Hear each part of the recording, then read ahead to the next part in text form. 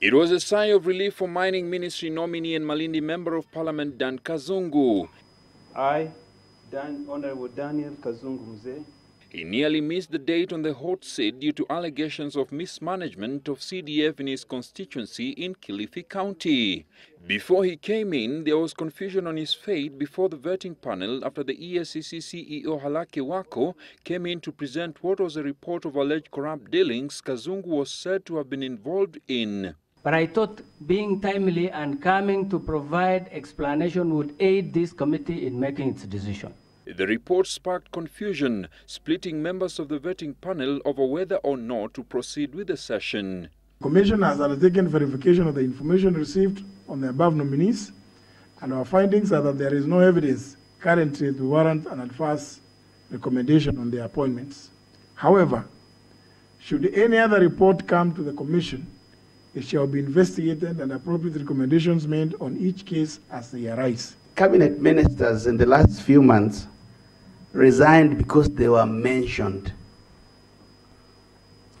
Mr. Halake, in both of his letters, he has confirmed their allegations of mention. He's not saying he has proved those letters useless. We must be told, at least for the one of 8th, there's no evidence and it's closed. So, but tomorrow, the moment Dan Kazungu is appointed as a minister, the next day, if a report, if somebody makes an allegation, that's a different thing for this committee. The committee finding itself between a rock and a hard place. We are in an awkward situation. Once we go ahead and vet Kazungu, then he's approved, Kazungu will have to resign a parliamentary seat. And if that report will come and cause otherwise, and the Kazungu loses this ministerial post, he could have also lost the parliamentary seat. Mr. Halake has brought this thing, it's very casual. That you see, I saw it probably in the iPad or something, and I had not checked it properly. And therefore, after 2 days, I check it properly, and I bring the report and say, no, he's clean.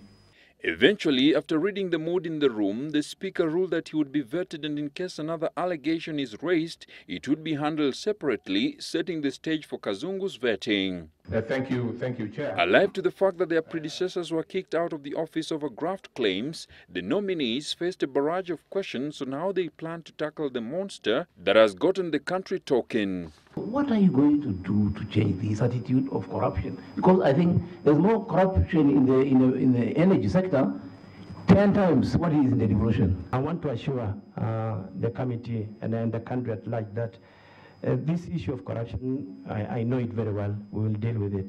The nominees that were vetted are Charles Keter for Energy and Petroleum, Mwangi Kiunjuri for Devolution and Planning, Dr. Cleopa Mailu for Health, Joseph Musheru for Information and Communication Technology, Willie Bett of Agriculture, Cecily Kariuki for Public Service, Youth and Gender, and lastly Dan Kazungu for Mining. The 7 now await the final report from the appointment committee, which will be forwarded to Parliament for adoption before they are sworn into office. Alex Kubasu, Citizen Weekend.